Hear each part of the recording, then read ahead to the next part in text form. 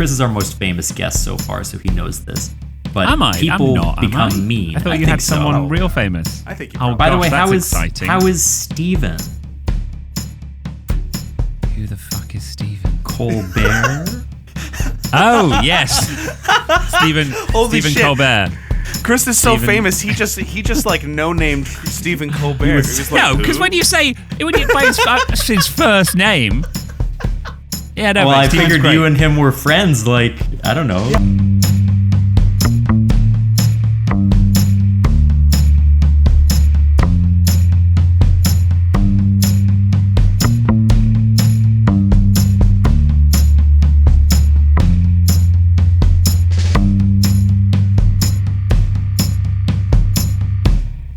Welcome to Oops All Segments, the best podcast hitting your eardrums at this very moment.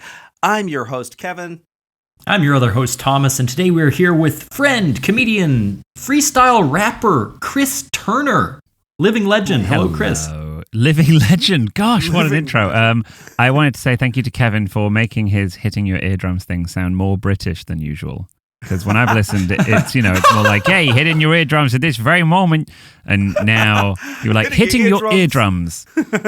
We took an elocution class together this week to prepare to have you on the show. He did not want to stick out like a sore thumb. No. All you highly well-educated folks with your well-spoken He just said manners. highly well-educated. Laugh at him, Thomas.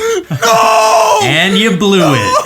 Should have taken that syntax class. I just got a phone call from Adam Mastriani. I declined it immediately, but he is a friend of Chris and myself. I'm going to text him that I'm busy, but I'll talk to you later. There's Adam, famed person who's never been on the show but has been talked about many times. Yeah, I'm going to be upset if my phone doesn't light up with an Adam call now. I think he's going down his roster of, you up calls. Oh shit, he's calling me actually, which is weird. He's got a gun in his mouth right now. Searching for anyone. Yeah. Well, usually we start the show with a check-in. What T? Did you what? Well, I was just going to say, I think the news might be that Adam is moving to Chicago, which would be very exciting. But I'll have to find out later today. Very good. Chris, how are you? We usually like to check in at the beginning. With me, I'm banging, mate. I got up early, did work, had a nice a biscuit in the American sense. With some avocado, egg, and cheese on, called the Johnny, which is great to order. In America, condoms are called Johnnies too, right? Or is that a very British thing? Not really, but we're aware that that's a thing, yeah. Okay, because that's why the film Johnny English was so funny, right? Because we all know that's the only like part his name's I laughed Condom at. English. Yeah. That's why it was so funny. No other reason. Yeah, so that was good. Just, been having a lovely time. I mean, I'm in New York and it's utterly charmless outside. It's cold and windy, which is a combination to dread. Thomas, I'm scared of the wind, right? I did know that, though I had forgotten until just now. Yeah. Chris is terrified of legit phobia. What scares you about the wind?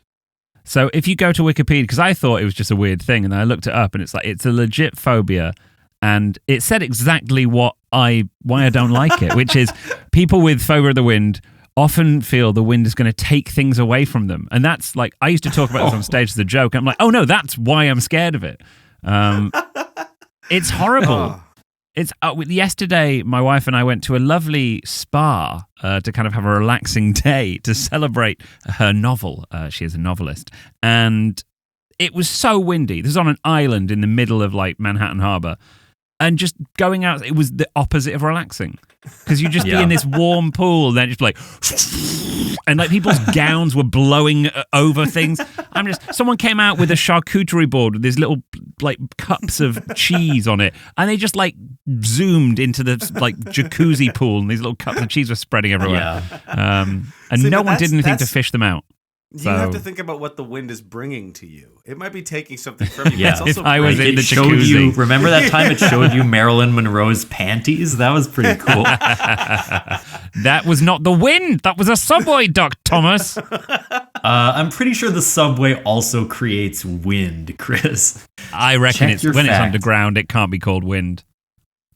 That's just not Can wind true. come from Well, Chris, under I'm the glad ground? you brought up Alice, because I thought since it is Yeah. International Women's Day today that we're recording, She we is would an do international woman.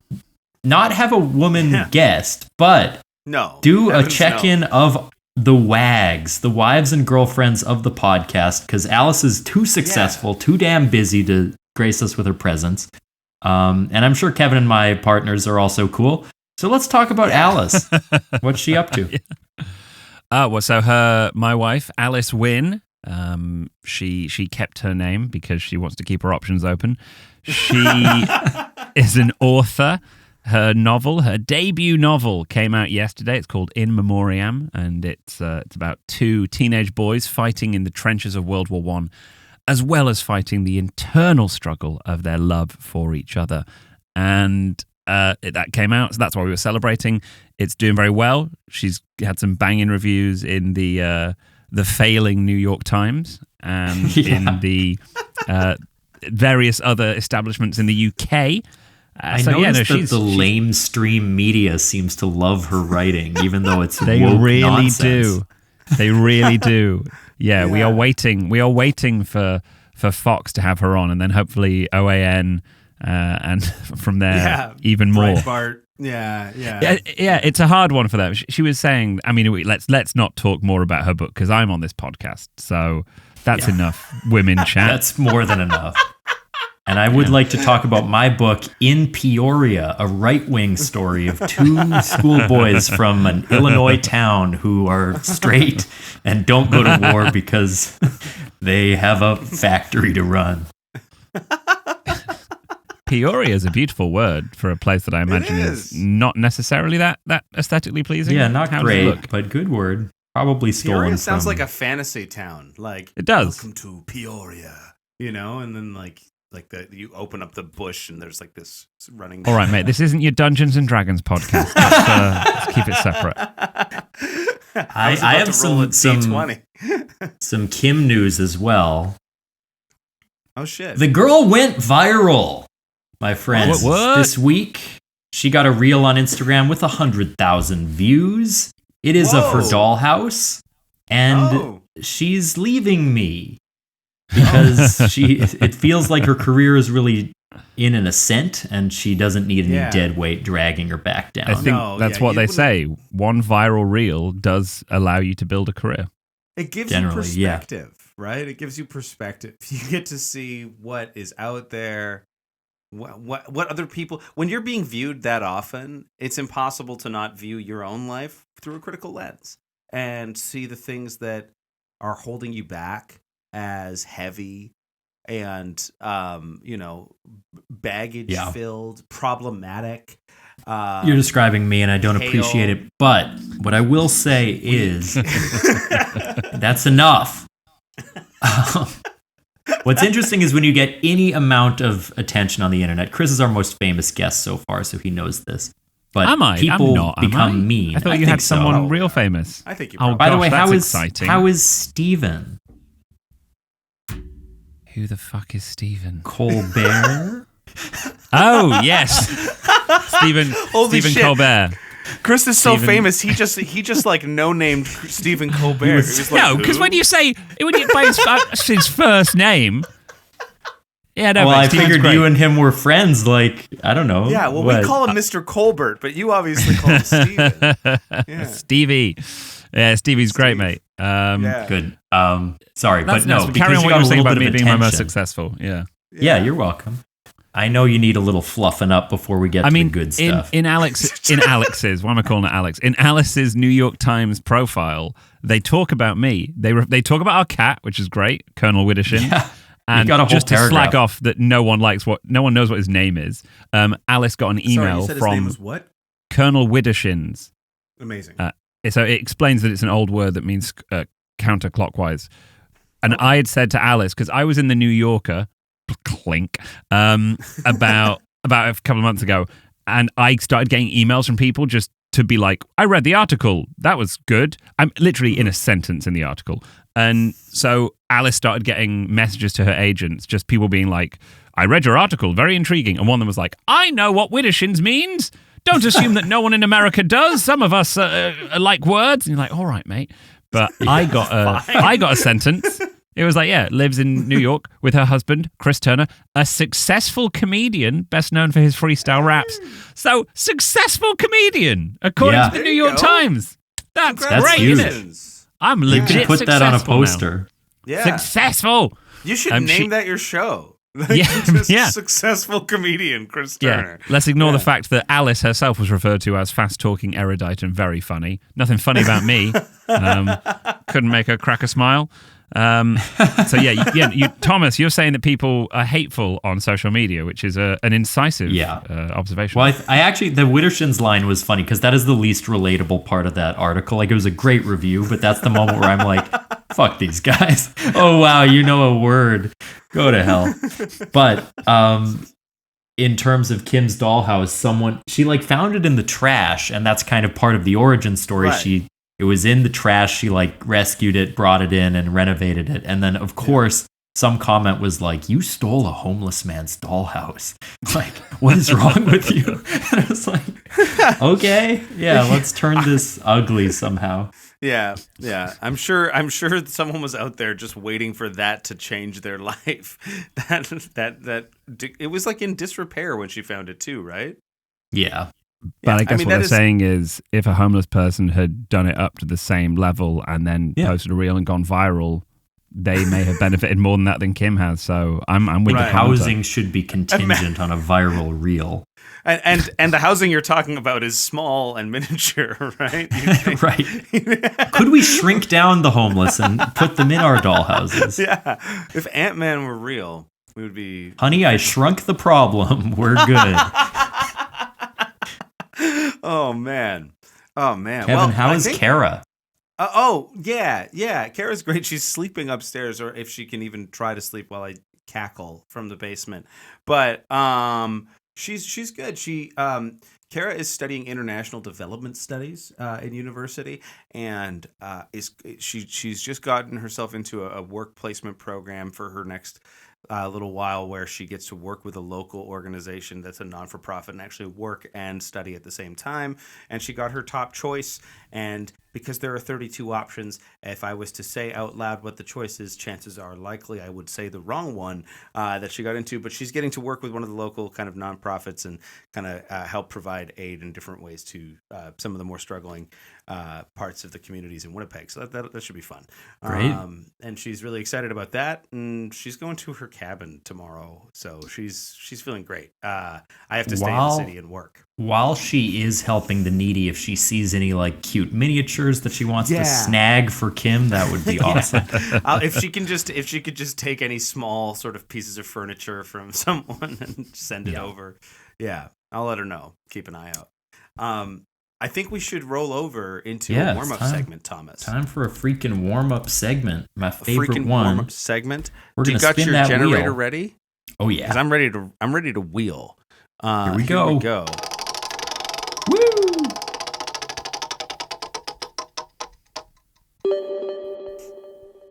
Finger 11. Finger 11 is fit check. Each participant, describe your outfit, describe what you wish you were wearing.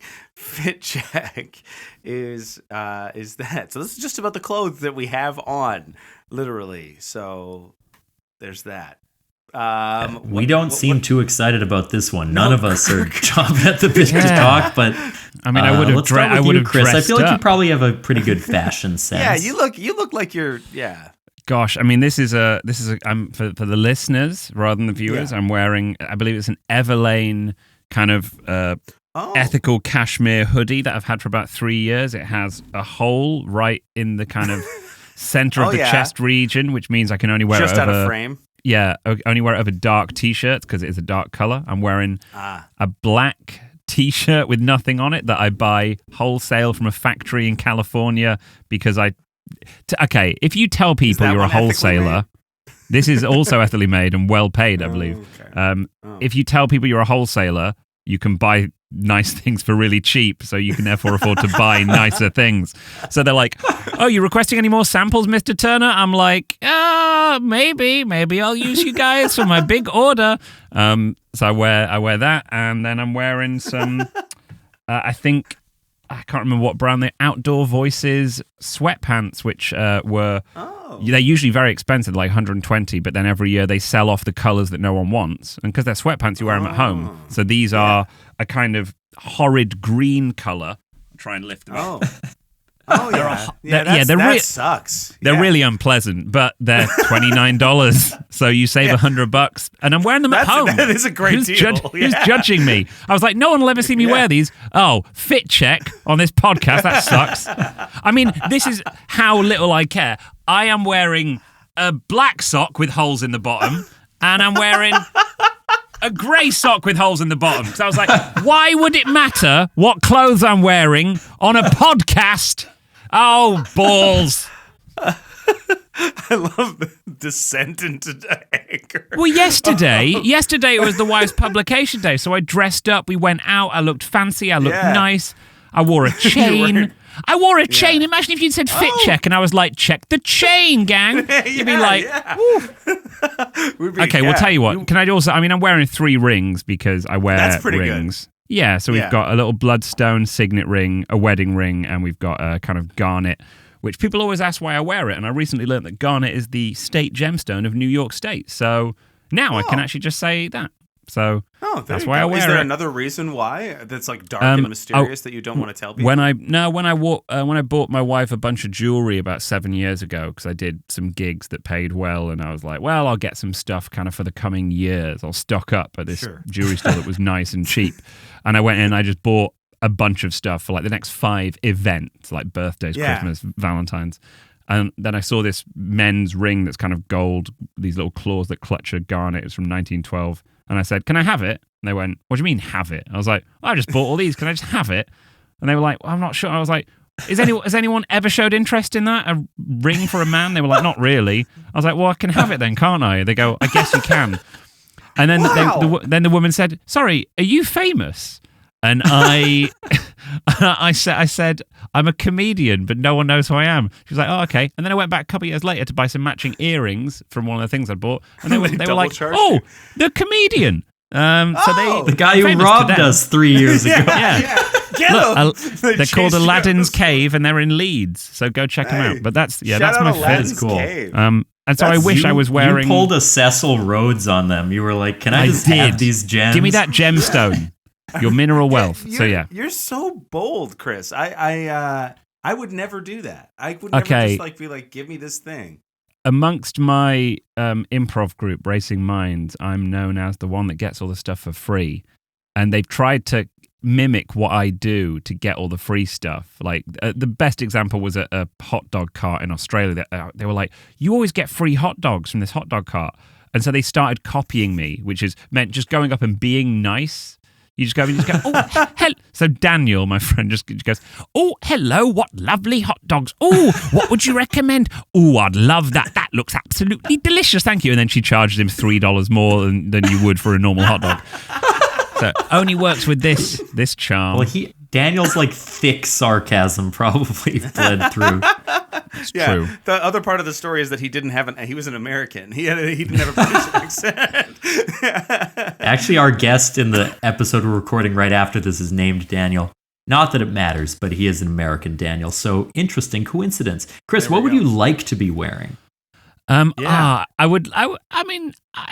Just something decent, just something that I could be proud of rather than slob around in. Like, I've got my current show that I'm working on. I wear a tux because the show's called Vegas Baby. So I come out in a tux and it kind of has that theme, and I come out to Sinatra songs. Yeah. And that makes me feel good, and it kind of makes the show pop. And like when I untie the bow tie and they realize that I tied it myself, the crowd get a little bit wet. It's really... it looks good. So maybe that. But then again, I've done that show a couple times, and sometimes people ask me, they go, oh, so do you always wear a tux on stage? I'm like, no. What? It's not the past. What's wrong with you? I wish. Have you I wish I always was- done exactly the thing you just did? Yeah. I mean, that's audiences, isn't it? They're very strange sometimes. But yeah, I just wish I was wearing something presentable that I could be proud of. Yeah. I mean, I think you should be proud of what you've got. Yeah. I'm pretty proud of my fit because I'm wearing our exclusive What We Do in the Basement t-shirt. This is merch for our other podcast.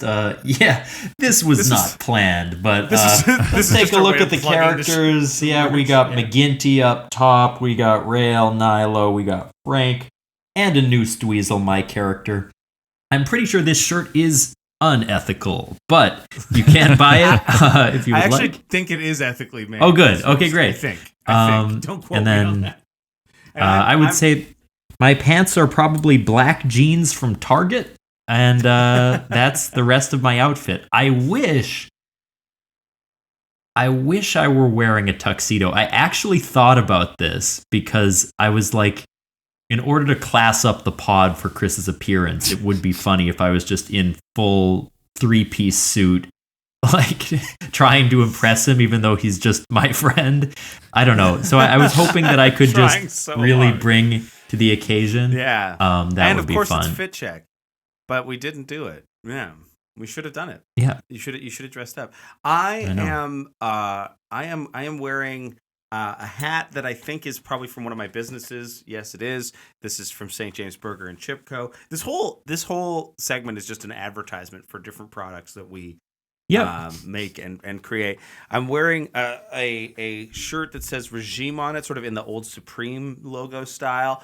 This was a shirt that's locally made from Friday Night's Clothing, which is a Winnipeg clothing hip hop like streetwear brand.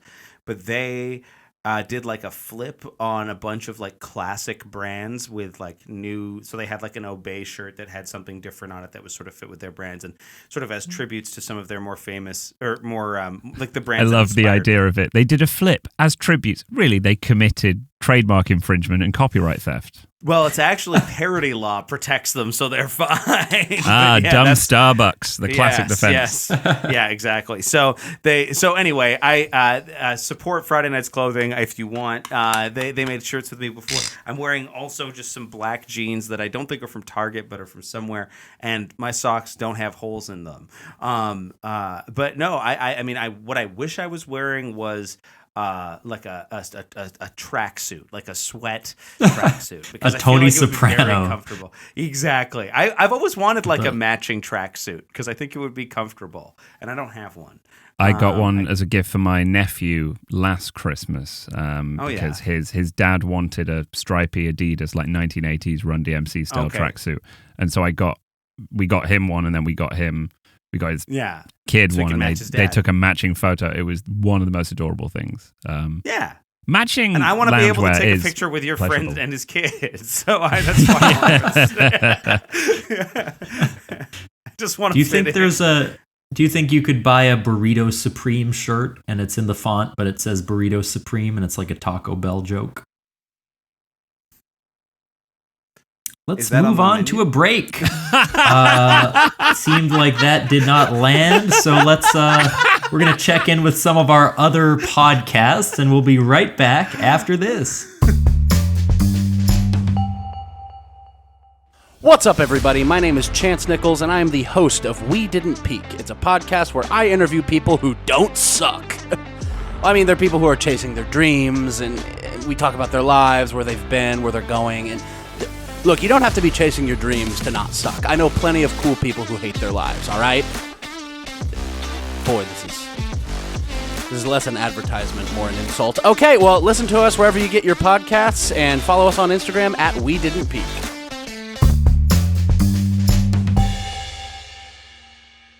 And we are back. Chris, do you have a segment for us? Oh, you want to do that now? Shit, yeah. Okay. I mean, we don't have to. No, let's do it. Okay. Right, I put it somewhere. It's here. Okay.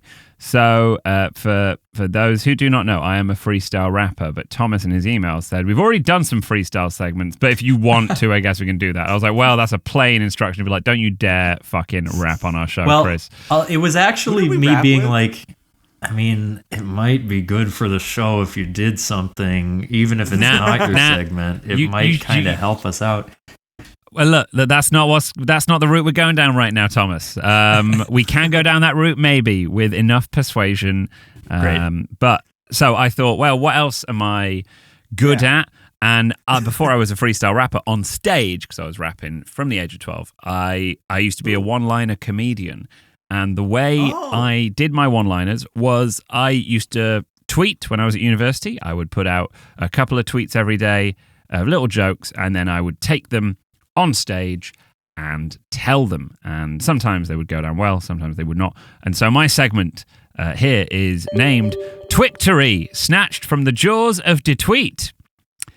And in this segment, I have 18 tweets that you can't find them on my Twitter because I scrubbed it years ago because some of the jokes were absolutely horrendous in both quality and morality. So I'm not even going to tell you burrito some of those. supreme joke, huh? I did not yet. Took that right down, mate. Thomas, thank you for taking the hit for that one. So I've got 18 of them. I am going to read you the tweet, and then I would like you, Kevin and Thomas, just to give me your judgment as to whether you think it was one that worked on stage enough for me to do it quite a few times. So basically, did I try it and then immediately drop it because it just bombed, or did I carry on doing it for quite a while until I got better jokes? Oh, so we're guessing. Like these are true? You are guessing. Yeah, no, these are whether jokes or not, that like, I did. something lasted or whether it like was like a one and done. Exactly, yes. And there is a cash prize, as is usual with this podcast, but the cash prize is only available to Thomas. So yes, that's a relief. It's a huge relief. $15. That's 15. What the hell is happening? Thank you so much, Chris. Prize. It really means a lot that you share the wealth. You know, some people go big and they don't like remember to give back to their community. So this is so huge for me. Thank you. And just also for the record, like this is about jokes that you've written, that you're telling. Thomas and you have a connection. You two are friends. You know each other shared history, for a long time. Absolutely. You and I both have met Oxbridge a handful boys. of times. That is true. Right, but Chris? Thomas did not know me when I was doing these jokes. This is like 2009 to 2011. Stand up of mine. Great. So he has the advantage of maybe.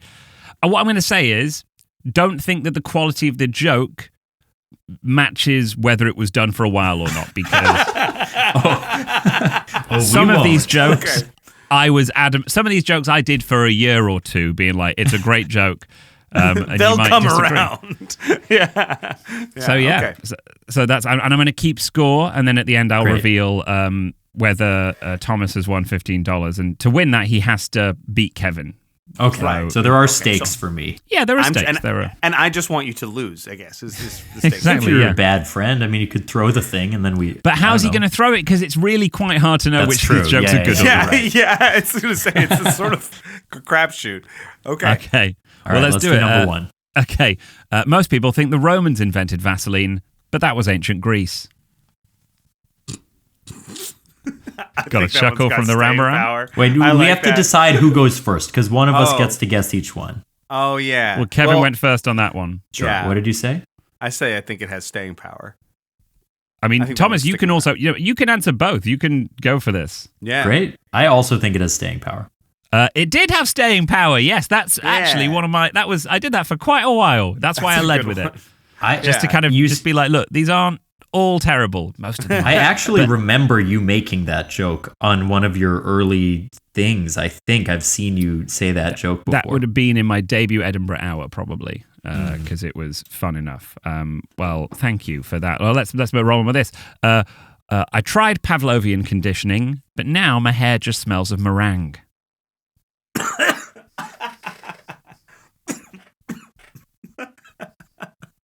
Oh, man.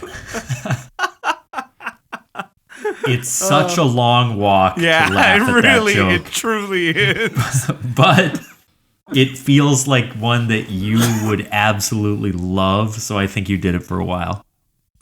I think you might have backed out. I think you got a little bit of cowardice in that one. I don't think oh God, Kevin's in the league because I never did that on stage. I never told that on stage. Yeah. I thought that's just not acceptable. I think it's too far. Yeah. That feels like such a Chris joke, though. Just like you would yell at them until they laughed at it. It's great. I used to walk out on stage shouting at the audience. I used to walk up, one of my earliest gigs, I walked on stage and used to go, "A man once said, feet are just shit hands." That was how I opened my gig. Okay, next one. My friend is quitting hard drugs and moving on to pills. He's making the transition with ease.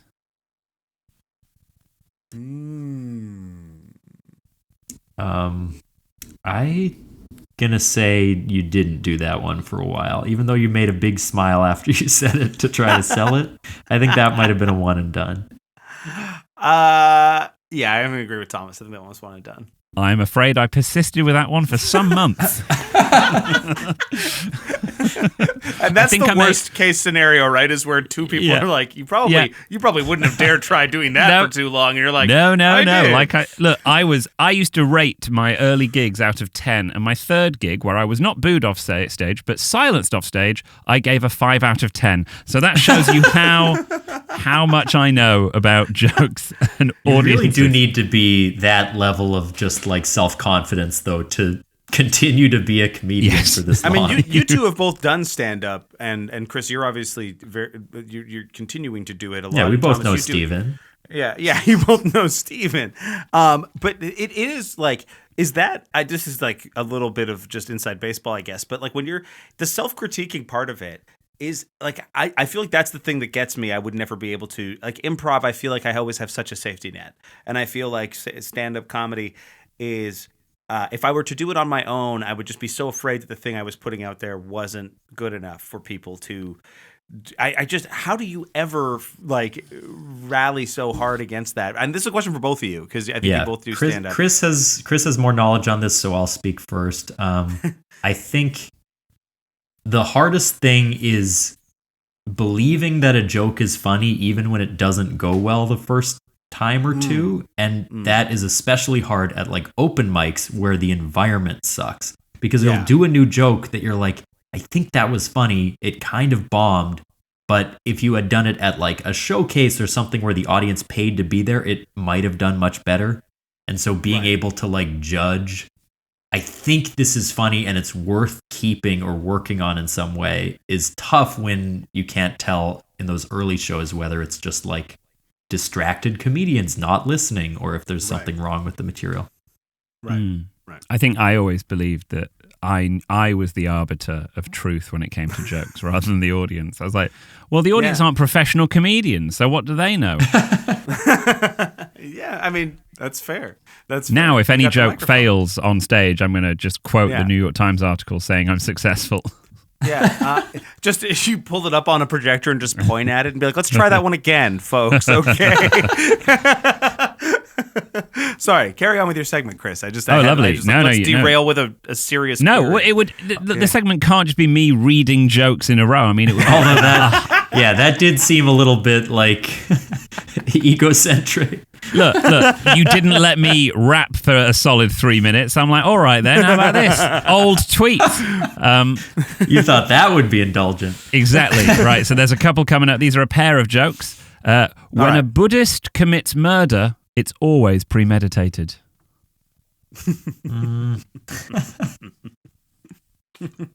Well, I've been getting it wrong by thinking that you didn't do it for a while. So I'm going to guess that you did this one for a long time. And Kevin? I think you did it for a while. I think this one sticks. I did not do that joke on stage. Never told it on stage. Never told it on stage. Follow-up joke. Just built a large Buddhist shrine in my garden. The neighbors are incensed. I hope that you did not insist on keeping that one in the end. I have to believe in humanity, and thusly I must say you didn't do it that much. You guys don't know anything about comedy. Did that on stage for a while. Okay. That's the equivalent of like what Ellie reads out of that joke book to Joel. Yeah. Like it's like this one's pretty good. Yeah, the fact that if I did it for a while, I was either wrong or the persona may have carried it. I think because you have to remember, I was deadpan as shit. It would be like, just built a large Buddhist shrine in my garden. The neighbors were incensed. That's funny. That is funny. Yeah. You're both wrong. Yeah, you're right. It is funny. When you bring the voice low fought like us back. that. Okay, tell you what, I'll do the jokes as I would do them on stage for the next couple, just to give you hints. Okay. Yeah. Okay. My American friends call it a junk sale.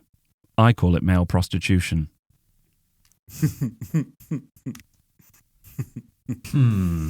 I think you probably did that for a while.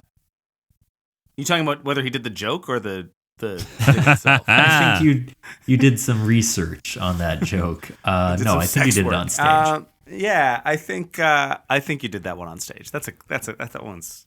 I did that one on stage and then stopped doing it on stage. People did not like it because they're British and they didn't understand it. I was about to ask if your audiences were like classier or not, and like if what the brow was of the average audience. This is mostly done at Oxford, so at university, so students, so they would get it. But then also, Kevin, when he says brow, he means phrenology. By the way, like what was the skull shape of the Cro-Magnon ridge? Yeah, exactly. Yeah. Wow.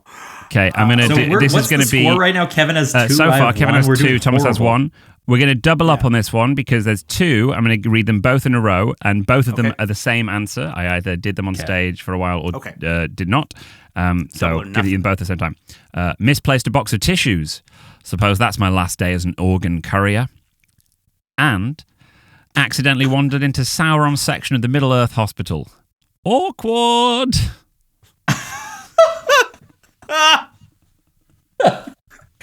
So that second one, I feel like wouldn't work as a tweet. Like would only work out loud. I feel like these only work as tweets. How do you mean that? Because Orc Ward, if you just read it, I mean, I get it, but like the inflection that Chris gave it is what made it funny. So I think both on stage for a while.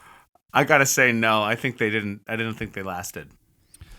Kevin is smashing this because those did not go down well with audiences. Thomas, you are really struggling. I don't know if I just think like very little of you. Like Kevin just has a very. He's like, no, I can just say as it is. This is simple. Yeah. Okay. I think Look, come on, Thomas, you can do this. You could do it. Right, okay. I got 99 problems, but the other 2 Dalmatians are quite well behaved.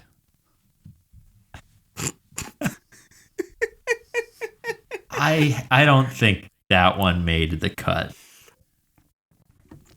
I think it did. I think it did. It did make the cut. That was a popular one for quite some time. Yeah. You're texting Kevin the answers. I was genuinely, when I was coming up with a segment, I was like, maybe I could find out a way to signal Thomas so he can just win all the time. But I was like, nah, he knows me enough to know what tickles my pickle. Wild. Okay, we got a couple of jokes coming up. Similar theme here. My girlfriend's turned veggie. Cinch the fuck that one up. Okay, right.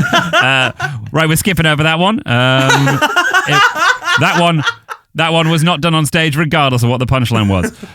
Just discovered my vegan neighbour starved to death in his flat. Couldn't find a pulse.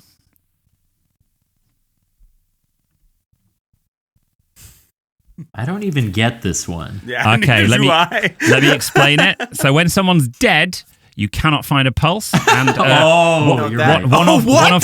one of the main nutrients for vegan people would be lentils, otherwise known as pulses. I didn't know that. So this was lentils. Yeah. I don't know about that one, Chris. I don't think that's sticking around. I think you passed on that one. Yeah, I'm gonna say passed as well. No, that worked on stage in the United Kingdom. They were wild for that shit. Right, no. come on. That might be a UK slang one. Yeah, I think I've just never heard them called pulses, so it feels super inaccessible. Just a second. There's like a car honking outside. Can you hear that? That's an automotive laughing, Thomas. That's what that is. Absolutely chuckling up a storm.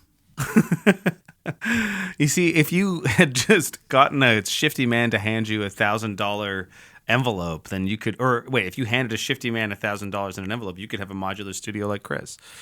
Yeah. I'm gonna just hold for a minute. We might cut this. I'll just cut hockey your audio goes out, and Chris and I can have more bonding. All right, fine. Mr. 8 points. That's what they call me. The scores to check in are Thomas 1, Kevin 5. And let me tell you how many jokes we got left, because I was like, once Thomas takes the lead, then I'll just end it, and that means he wins. But really, there's 1, 2, 3, 4, 5, 6, 7. There's 7 more left. So you need to really hope Kevin drops points here. Okay, so I gotta. If I was a good friend, I would start trying to lose. But I think Thomas has been trying to win, and he's been wrong for the last 9 guesses. So even it's just laws of probability. Like, how could I be wrong that often? If you just said yes on every single one, you would have beaten. You'd be tied with Kevin. Yeah, yeah. At least I'm average. Well, Chris, I think Thomas is finally free from whoever's stolen the car has completed the vehicle hot wiring. So perfect. I think you're good. Yeah. Okay, here we go. Bought a muzzle for my pet duck. Nothing too flashy, but it fits the bill. It's very good. It's very good. I don't think you stuck with that one. I think you did. Mate, that was one of my killers for quite a while. That really did work on stage. That was your closer. It wasn't. It was close to a closer. God, imagine how good I am at comedy now that these are jokes I don't do anymore. Yeah. To give up. You've got a some great of these. set here. I hope the listeners are enjoying this. I'm having a great time. This is best. Yeah. The fact that I cannot get one correct is like, I almost feel like it's proof that God is real. Like there's so Thomas, to win, you need to get the 6 left. You need to get every single one correct and hope Kevin gets doesn't ever say the same thing. If he gets 1, then he would be tied, and I would give it to Thomas on the kind of rounding up principle. Yeah, of course. But of course. we might. I think it's Thomas. I wanted to give you money. I hear you. This is the People reason we tell do me this podcast all to the help our time. friend. Every job I've had, they're like, we really wanted to pay you, man. It just didn't work out. This is fucked. I spend more how about you pick one more that's for all the marble. Yeah. One more joke that you think is like the most perplexing. Chris is now like I've got 17 I needed to do here. Yeah. Now I need to check how they were hitting, because so far you guys have been chuckling a few. Okay, which one? Okay, there's two, it's between 2. I think we'll go with this one. And is this okay? So but then what happens if Kevin gets the same as you? We have to pick different choices. Yeah, I'll let Thomas pick, and I'll take whatever he doesn't take. Okay, here we go. Yeah. George Orwell wrote several follow-ups to Animal Farm. All of them were sequels, but some more sequel than others.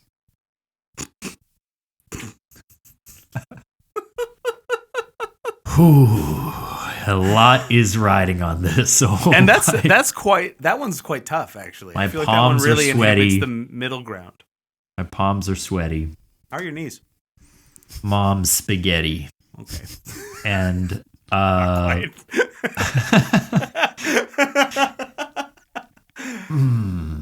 I think you did that for a while. Obviously, I picked the opposite. God, I try and make it so easy for you, Thomas. And you won! You won! You got it right! Yes! No! Yes! Yeah! Thomas, with a score of 2-6, Thomas wins somehow. He got the golden goal. Close. Thank you so much, Chris. You know my email. You can just PayPal or e-transfer, however's easiest for you. I'll get that through to you, Thomas. Works. Spend it wisely. Thank you. This has been what a treat. Great segment. One of the best guests. I had a tweet about I felt Animal so Farm good for as most well. of that. And now I feel like shit. What's your Animal Farm tweet? I don't think it's funny, but it's one of those things where I'm like, this should be funny. It isn't. But I think it was like, I'm writing a version of Animal Farm that is entirely a simile. So instead of a metaphor for the Russian Revolution, every sentence is like, much like Stalin, Napoleon did this. So, like, when you explain it, it's funny. Yeah. Like, if every single time they have to do like or as, but it doesn't work as a tweet. No, I think it's a better stand-up joke than it is Yeah. A tweet. Sort of the inverse of what some of those were. Chris, those were very good. Those were very funny. Thank you. I like Thank that. you, Kevin. Yeah. I appreciated that, despite Thank you feeling so for, great and then like shit after. So. Yeah. Well, that's Thanks for kind setting me up of for stand up in a success. microcosm, isn't it? Yeah, it's true. Like I was at Yeah. I was at the Cellar this weekend, and I had some great sets, and then I went to get pizza, and I'm just like sat in the pizza place, just having a slice of pizza, and this guy just walks in, and I'm looking at my phone and looking at pictures of my daughter on my phone, which must look so sad for just a guy looking at pictures of his daughter, and this guy comes and goes, "Oh, you're right, mate." Oh, and he kind of stops himself, being like, "Oh, sorry, I just wanted to say that was a great show," and then kind of just walks out like, "Oh, what a sad man." I'm like, no. I'm actually really happy. I get to eat okay, pizza man? and look at my kid, which is nice. Related story was that I was in a show and I was like on public transit after the show. I won't say what show just for whatever, but like we were kind of complaining about some issues that there were with it. And we were talking and just like really giving in all of our grief and like all of our frustrations and talking about how like depressed we had felt lately and all this stuff. We had like a 15-minute long conversation. And then someone came up to us on the public transit and was like, "By the way, guys, I really loved that show that you're in." It was just like, you've been overhearing us for such a long time talk about how unhappy we are. It was what we do in the basement, right? Yeah. In London, I did a show, this was years ago, and we got told before the show, "Hey, guys, don't pick on the front row. The front 3 rows are the Young Professional Asian Network," like whatever the name was. It was a group of young and like Indian Asian in the UK rather than kind of Eastern Asian. And so they're like, "Don't pick on the front rows." They come here once a month to kind of mingle, meet up. It's kind of like a little dating pool. They always get asked, "What are you guys doing in the front? What's happening here?" So there's this, 3 rows of Asian people. I do the show, goes well. I get on the subway, tube, going home in London, and the audience are on the tube that I'm on, like, but only the women, because they'd kind of split into these 2 groups. And so as soon as I get on, they all just go, "Oh my God, the rapper!" And they all come over and they start taking photos with me. And it's a packed tube, and everyone else in the tube's like, "Who on earth is this white guy we've never heard of, who only Asian women know?" They all want photos with him. They love him. They think he's brilliant. And so I went home and I wrote a blog post stuffed with keywords for like white rapper, popular in Asian community. Just in case, because I felt weird. I was like, I'd go home and Google that. And so I'm like, I want to give the answers to the people out there. So maybe one listener. Yeah. There's one guy who's listening to this show now because they're such a big fan of yours that found you that night on the subway. That's the hope. They probably feel very seen now. Seen. Well, I see them and I appreciate them. There you go. Shout out to we you, should Gerard. probably do one more segment. You think we should hit the Seggy wheel again? Yeah. Or do Chris, you want to do something specific? Well, let's spin the wheel. Just a second here. Okay. Woo! Oh, shit. What? I didn't know we were spinning. Hold on. Wait. There we go. Even though you said it clearly, which would make total sense. What did we get? Segment 101. Normally the wheel only goes up to 100, but this segment specifically is to invite Chris maybe to rap on the show.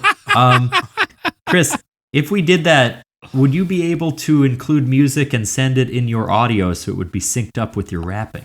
I would be able to do that. Let me. I'd have to. I didn't have this set up and ready because I was told very firmly that this wouldn't happen. Explicitly told not to do this. Yeah. Well, let me just give me a second to fix this. 1 sec. Yeah. No worries. We'd love to have you do it. This is the perfect. So while you're setting that up, here's my thought for us, Kevin. we pull, because normally Chris gets a few suggestions. Maybe we pull some previously used segment names, and those can become Chris's suggestions for this. So we'll pull up we'll our pull benched that up. segments. Yeah, some of our benched seggies. Yes. For example, you know what's funny? Wiki race was a good one. Yeah. Y'all like a good wiki race? Yes. Yes. Shot clock. We all remember when we got drunk with Katie. That was fun. Yes. I think I'm going to do Sturgis time because it's Jim Sturgis. Jim Sturgis time. And maybe one more. Let's do scandal check. Yeah, sure. That's good. This is a freestyle. That's a rap made up on the spot. I'm so unenthusiastic about this. It came out of nowhere. I wasn't ready. It's the suggestions are terrible, and we'll make it as good as we can. Scandal check, Sturgis time, which is about Jim Sturgis, a youth skateboarder who's allegedly in movies. Shot clock and wiki race. I wish we could quick erase this whole thing the whole just DDoS StreamYard, so we don't have to do a rap about this.